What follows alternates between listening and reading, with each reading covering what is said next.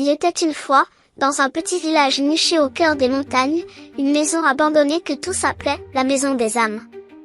Cette demeure, autrefois pleine de vie, était maintenant enveloppée d'une aura sombre et mystérieuse. Les villageois racontaient que la nuit, on pouvait voir des ombres danser à travers les fenêtres brisées. Comme si les âmes perdues qui y résidaient célébraient une danse éternelle. Un soir, un jeune homme courageux du nom de Guintard décida d'explorer la maison. Armé d'une simple torche, il s'avança lentement vers la bâtisse. Le vent hurlait, faisant claquer les volets et créant des ombres mouvantes qui semblaient danser sur les murs. Guintard sentit un frisson parcourir son échine, mais il continua d'avancer. En entrant dans la maison, Guintard fut accueilli par un silence de mort. Il avança prudemment, sa torche éclairant le chemin devant lui. Soudain, il entendit un bruit survenant de l'étage supérieur. Il monta lentement les escaliers grinçants, chaque pas augmentant la tension qu'il ressentait.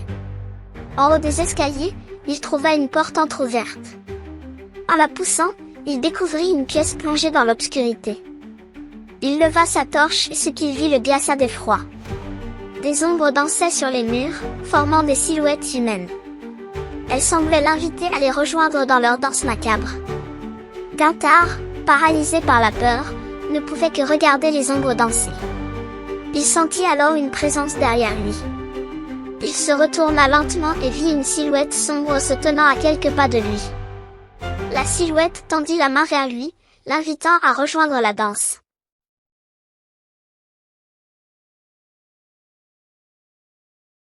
Guintard, pris de panique, s'enfuit de la maison, laissant derrière lui les ombres dansantes. Depuis ce jour, il n'a jamais osé retourner à la maison des âmes, mais chaque nuit, il peut voir les ombres danser à travers les fenêtres, comme si elles l'attendaient pour terminer leur danse. Dans le même village vivait une jeune femme du nom de Eda. Elle était connue pour sa curiosité insatiable et son courage. Les histoires de la maison des âmes l'intriguaient depuis toujours. Après avoir entendu l'histoire de Guintard, elle décida qu'elle devait voir par elle-même. Un soir, Eda prit une lanterne et se dirigea vers la maison. Contrairement à Guintard, elle n'était pas effrayée par les ombres dansantes. Au contraire, elle était fascinée. Elle entra dans la maison et monta directement à l'étage. Là, elle trouva la pièce où Guintard avait vu les ombres danser. Eda alluma sa lanterne et regarda autour d'elle. Les ombres dansaient sur les murs, tout comme Guintard l'avait décrit. Mais au lieu de fuir, Eda s'approcha. Elle tendit la main vers les ombres, et à sa grande surprise, elles ne reculèrent pas. Au lieu de cela, les ombres semblèrent l'accueillir. Elles dansaient autour d'elle, l'entourant d'une lumière douce et chaleureuse. Eda se sentit étrangement en paix. Elle réalisa alors que les âmes de la maison n'étaient pas malveillantes. Elles étaient simplement perdues, cherchant quelqu'un qui les comprendrait.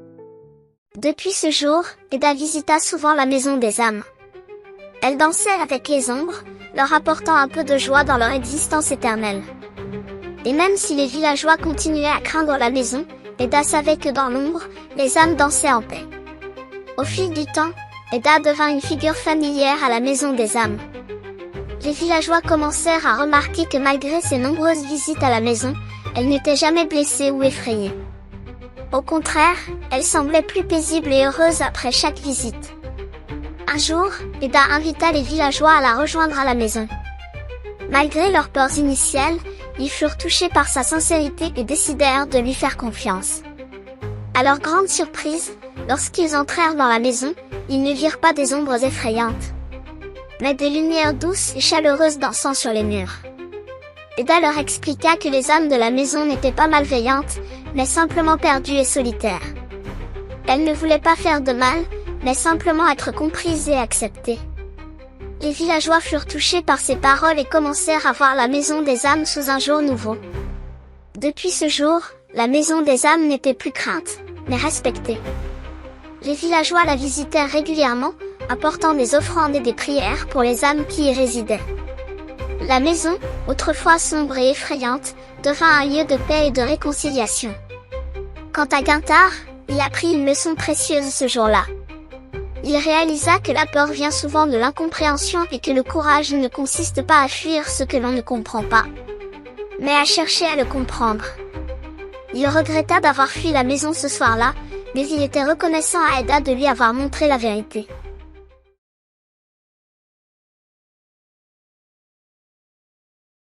La morale de cette histoire est que l'inconnu peut souvent sembler effrayant, mais si nous prenons le temps de le comprendre, nous pouvons découvrir une beauté et une paix inattendues.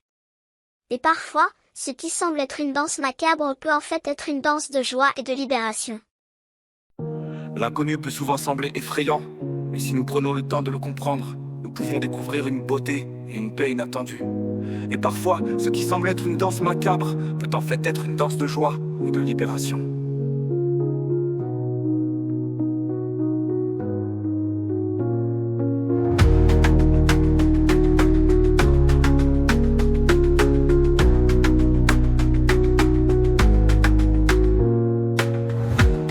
L'inconnu peut souvent sembler effrayant, mais si nous prenons le temps de le comprendre, nous pouvons découvrir une beauté et une paix inattendue.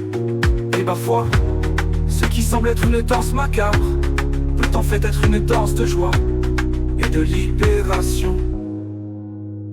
Libération.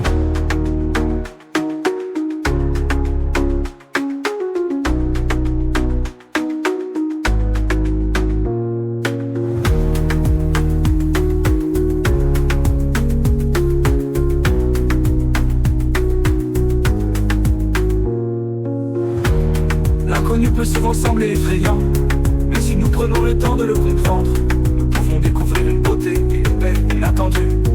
Et parfois, ce qui semble être une danse macabre peut en fait être une danse de joie et de libération. Et de libération.